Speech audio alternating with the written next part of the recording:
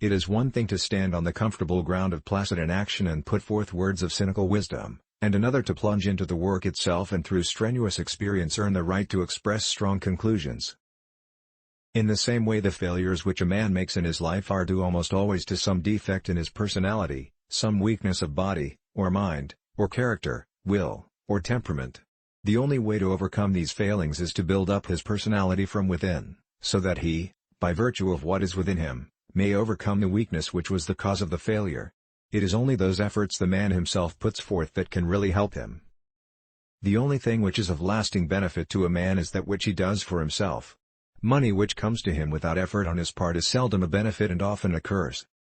The impression was gaining ground with me that it was a good thing to let the money be my slave and not make myself a slave to money. A man's wealth must be determined by the relation of his desires and expenditures to his income. If he feels rich on $10, and has everything else he desires, he really is rich. I had a horror of the danger of arrogance. What a pitiful thing it is when a man lets a little temporary success spoil him, warp his judgment, and he forgets what he is. I do not think that there is any other quality so essential to success of any kind as the quality of perseverance. It overcomes almost everything, even nature. The ability to deal with people is as purchasable a commodity as sugar or coffee, and I will pay more for that ability than for any other under the sun.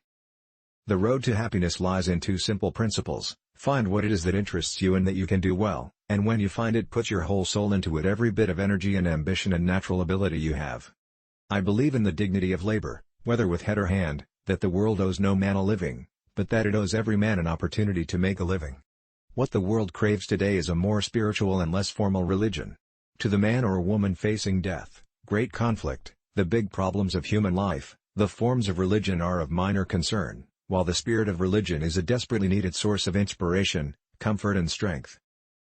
I believe that the ultimate object of all activities in a republic should be the development of the manhood of its citizens. We are coming to see that there should be no stifling of labor by capital, or of capital by labor, and also that there should be no stifling of labor by labor, or of capital by capital.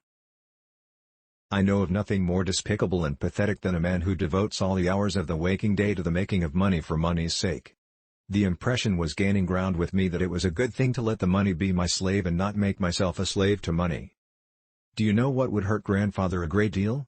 To know that any of you boys should become wasteful, extravagant, careless with his money. A friendship founded on business is better than a business founded on friendship. This Sunday school has been of help to me, greater perhaps than any other force in my Christian life, and I can ask no better things for you than that you, and all that shall come after you in this great band of workers for Christ, shall receive the same measure of blessedness which I have been permitted to have.